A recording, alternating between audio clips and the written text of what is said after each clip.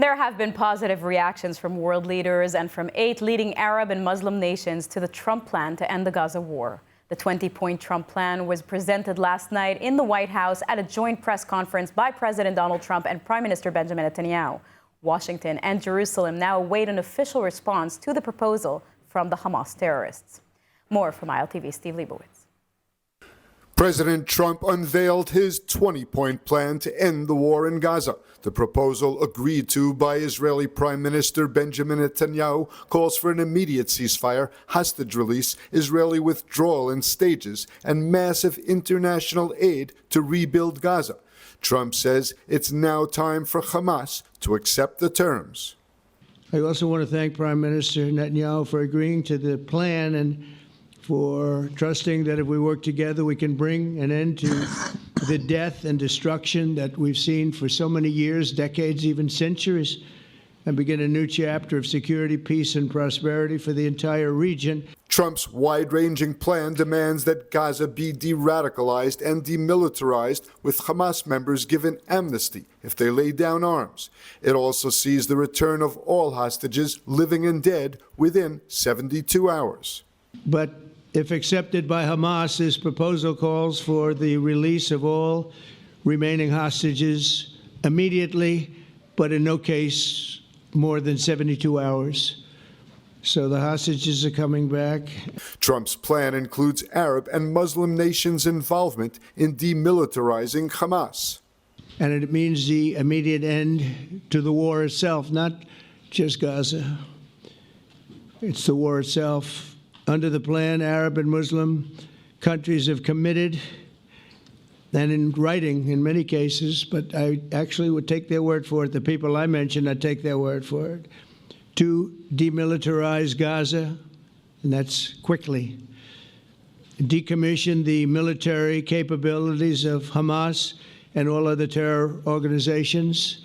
Do that immediately. A new international board of peace led by Trump himself would supervise rebuilding alongside a multinational stabilization force that would secure borders and train police. Israel would withdraw in stages without annexing any part of Gaza. Trump says the deal can pave the way to Palestinian self-determination and regional peace.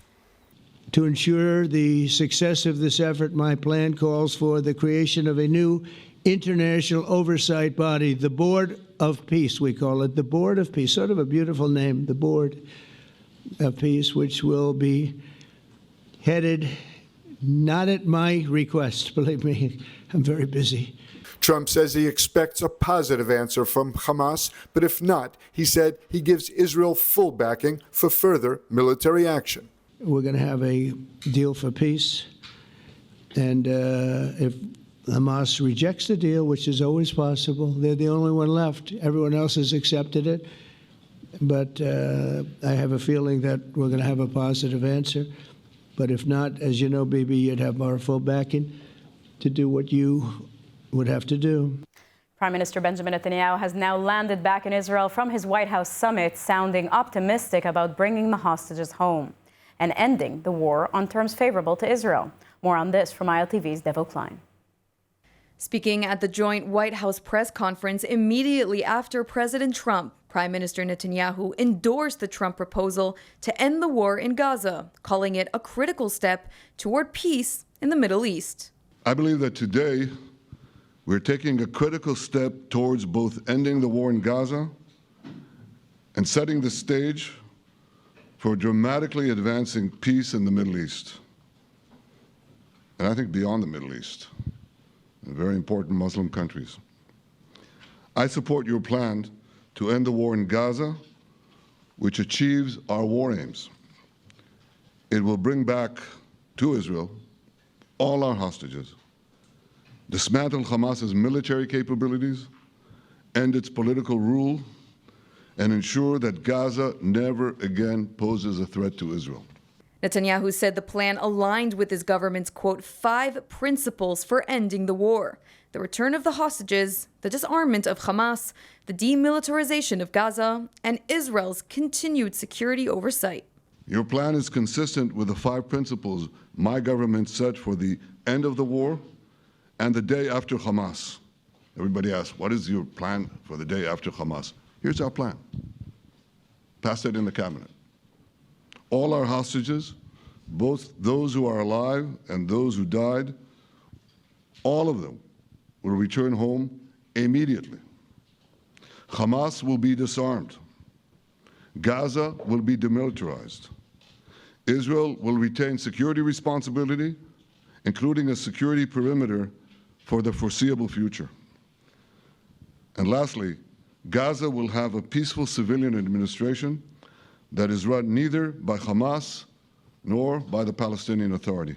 He did not relate to point 19 of Trump's plan, which states, quote, while Gaza redevelopment advances and when the Palestinian Authority reform program is faithfully carried out, the conditions may finally be in place for a credible pathway to Palestinian self-determination and statehood, which we recognize as the aspiration of the Palestinian people. Netanyahu did confirm that Israel would withdraw from Gaza in stages and linked to the extent of disarmament. Now, if this international body succeeds, we will have permanently ended the war. Israel will conduct further withdrawals linked to the extent of disarmament and demilitarization, but will remain in the security perimeter for the foreseeable future. Netanyahu said that if Hamas rejects the plan, Israel will continue to conduct its war. But if Hamas rejects your plan, Mr. President, or if they supposedly accept it and then basically do everything to counter it, then Israel will finish the job by itself. This can be done the easy way, or it can be done the hard way, but it will be done. We prefer the easy way, but it has to be done. Several Arab and Muslim nations have pledged to back President Donald Trump's new Gaza peace initiative, promising to realize its terms if implemented. Top diplomats from Saudi Arabia, Jordan, the UAE, Qatar, Egypt, Pakistan, Indonesia, and Turkey praised Trump's sincere efforts and said they're ready to work with Washington. They highlighted humanitarian aid, no displacement of Palestinians, the release of hostages, a full Israeli withdrawal, and a path to a two-state solution. The Palestinian Authority welcomed what it called Trump's sincere and determined efforts, vowing to work with American, regional, and international partners on a comprehensive deal that delivers aid, frees hostages and Palestinian prisoners, ensures Israeli withdrawal, and leads to a demilitarized democratic state through reforms and new elections. Meanwhile, the Islamic Jihad rejected the plan as a formula for igniting the region. And Hamas has yet to issue a final response, though some media reports suggest they're holding meetings and examining it responsibly. And after Israel's apology to Qatar for the September 9th Doha strike, a U.S.-Israel-Qatar security body is now on the table. More on this from ILTV's Mayan Hoffman. In the Oval Office, Prime Minister Benjamin Netanyahu and President Donald Trump outlined a path to end the Gaza war and prevent the next. The hinge, repairing ties with Doha, long accused of bankrolling and sheltering Hamas, so it resumes leverage over the terror group under tighter coordination with Washington and Jerusalem. Netanyahu, speaking alongside Trump, confirmed the first step. We had a phone call today just to make it clear. I said to the Prime Minister of Qatar, Israel was targeting terrorists. It wasn't targeting Qatar. Israeli officials say the strike sought senior Hamas leaders in Doha. Its success remains unclear. The apology, made from the White House with Trump on the line, is intended to restore Qatar's mediation role and clear the runway for a new trilateral framework. Trump also praised Qatar's premier throughout the remarks. The president set the marker. We agreed to launch a formal trilateral mechanism between Israel, Qatar, and the United States to begin a dialogue to enhance mutual security, correct misperceptions, and avoid future misgivings. Under the plan, the body would synchronize intelligence and de-escalation channels, enforce commitments tied to demilitarizing Gaza, and referee disputes before they spiral. Supporters argue it could hardwire accountability for Qatar while unlocking progress on hostages and a durable end to the war. Critics in Israel call the apology a climb down to a state they view as a year-long patron of Hamas. The Prime Minister's office countered that the mechanism puts Doha inside a monitored lane, and that if Hamas balks, Israel retains freedom of action. For now, all eyes are on Doha. Will Qatar convert praise in Washington into pressure on Hamas and turn a fragile blueprint into real security? And joining us now to discuss these major developments is former ambassador to the United States and Deputy Foreign Minister Dani Ayalon. Thank you for joining. Shalom, Sivan. Shalom, Dani.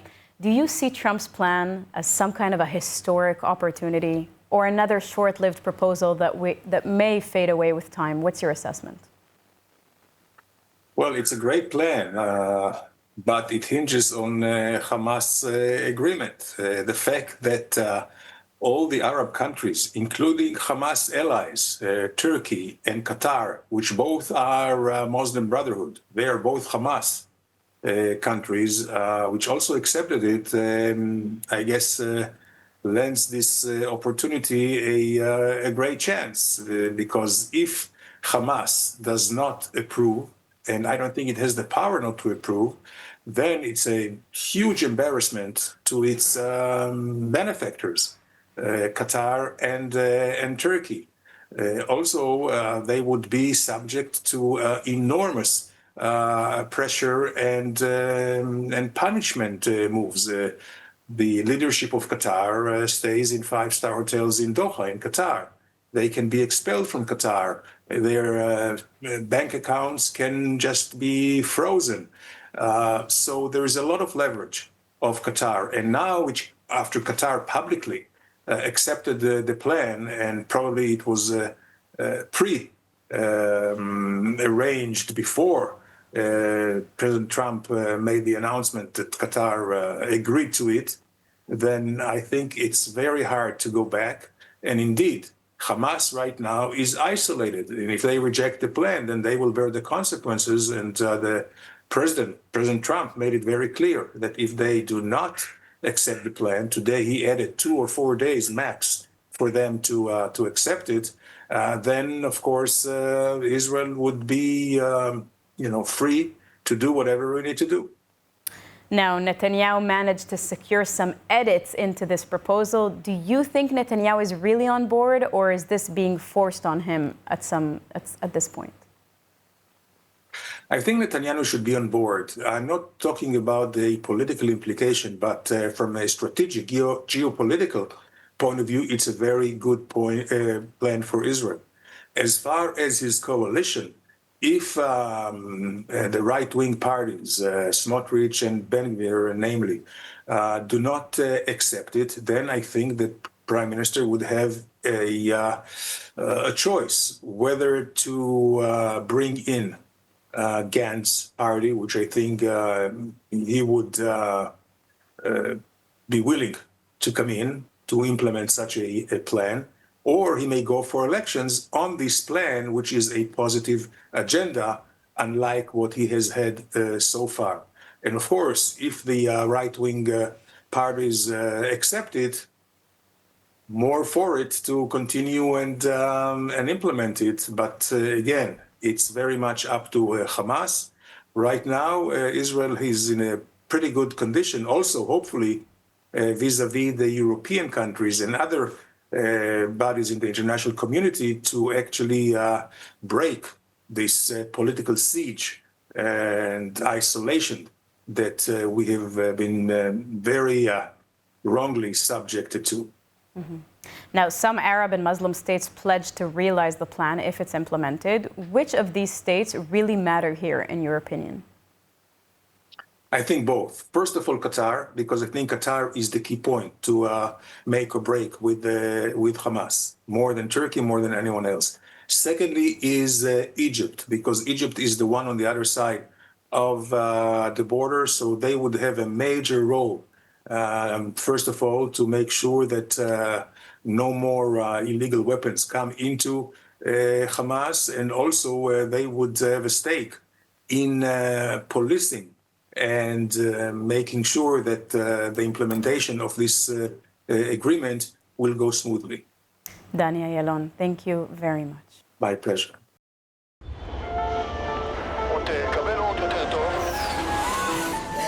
עוד יותר, כן, עוד יותר, עוד יותר, כן. מזל טוב.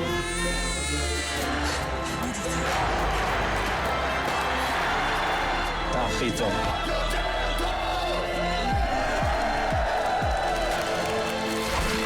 עוד יותר טוב. אלבר, רק את הטוב.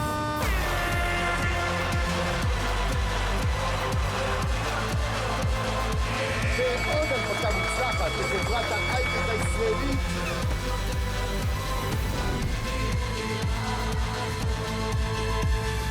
לא יצאו יותר טוב, משה.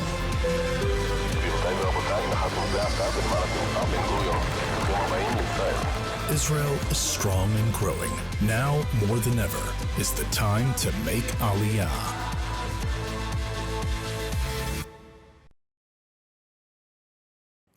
And joining us now is Zalman Duchman, Executive Director of Colel Chabad, the oldest continuously operating charity in Israel. For over 200 years, Colel Chabad has been providing food, housing, and critical support to families and individuals in need. He's here to share more about the organization's work and how the public can take part in its efforts. Thank you for joining us. Shalom, Sivan. How are you? Shalom.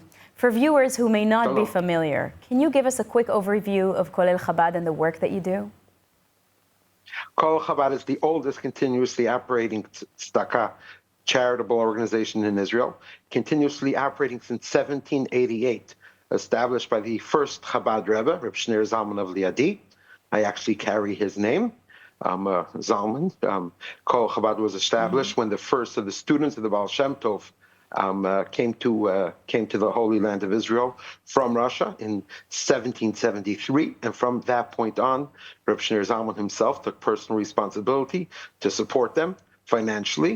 Colel Chabad continued unabated from then till this very day. It was always headed by each of the Chabad Rebbes. In 1978, the Rebbe appointed my father to expand the work of Colel Chabad, and my family has been involved ever since. And that's what Colel Chabad is. Now, what are some of the specific initiatives or programs that you're focusing on right now? So I would say over the past 250 years, the way we operate has evolved with time. Today, we're our largest in food distribution and helping in food help. So food is the most basics of human need. Every human being needs food. And so right now, talking about for the Chagim, it's very important to provide cooked meals, especially for elderly, those that are homebound. Food plays a very important role in celebrating Chag, celebrating Sukkot, in celebrating even Yom Kippur. There's Erev Yom Kippur, the Eve of Yom Kippur, the breakfast of Yom Kippur. So the food plays a very important role, and especially in the realm of cooked meals.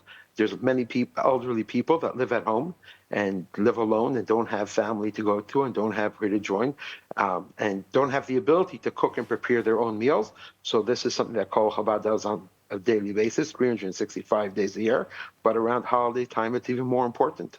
Absolutely. And finally, how can people watching get involved or support your efforts? Sivan, I think it's very important, especially now leading up to Yom Kippur, that people use the opportunity. I was reading today in the CNBC had a report that they were doing about stress, and somebody that was researching stress, he says one of the best ways to relieve stress is to help somebody else.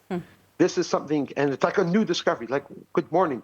God's been saying this for many, many years. And when we turn to God for help, that God should give us a good year, the best thing we could do is to help somebody else. That's why it's been a tradition for many years that before Yom Kippur, people send out especially for food. So thank you very much. Have a Shana Tova to you, Mituka, and a meaningful Yom Kippur. Thank you very much, Zalman Duchman. Emotional relatives of hostages held by Hamas voiced cautious optimism after listening to U.S. President Donald Trump presenting his Gaza plan that would potentially see their loved ones return to Israel within 72 hours. It looks like finally, we have a deal to end the war, the bloody war in Gaza, and bring all our people back home. This is very, very good news. President Trump, like he said, is totally committed to bringing peace and prosperity to this region, and this can only start with the ending of the war in Gaza and bringing back all our people. אני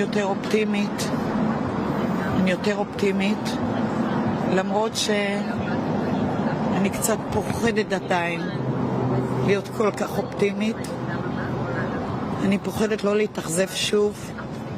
אני ממש פוחדת, אנחנו למודי סבל וניסיון רע מאוד של עסקאות שנרקמו והתפוצצו לנו בפרצוף. אבל אני רוצה לשמור על אופטימיות, שאולי סוף סוף הסיוט שלנו ייגמר. We are trying to be optimistic today. We were very happy to hear what Trump said.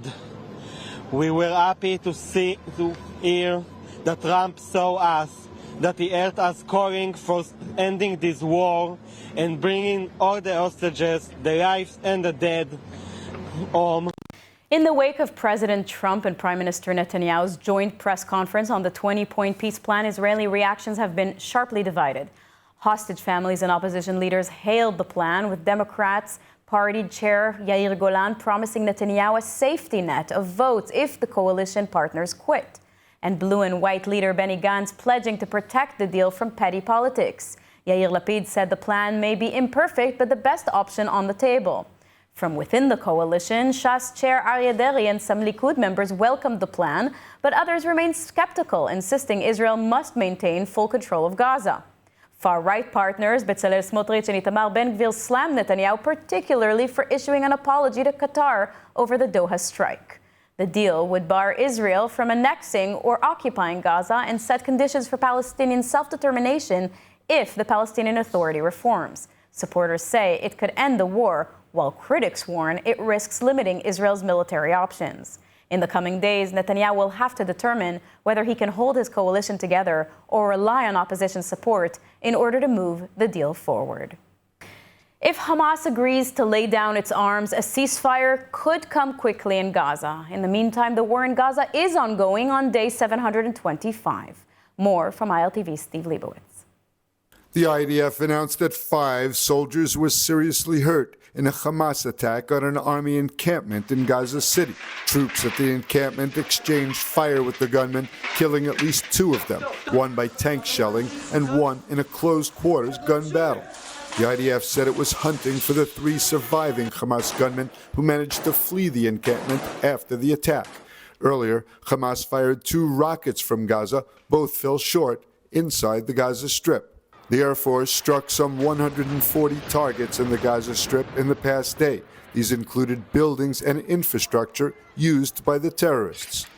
An Air Force strike killed the Hamas commander, Musa Shaldan, who led hostage release ceremonies and participated in the October 7th massacre. The strikes come as ground troops from 3 IDF divisions continue to push into Gaza City. A car-ramming attack was carried out this afternoon on a West Bank highway south of Jerusalem at the El Khader junction.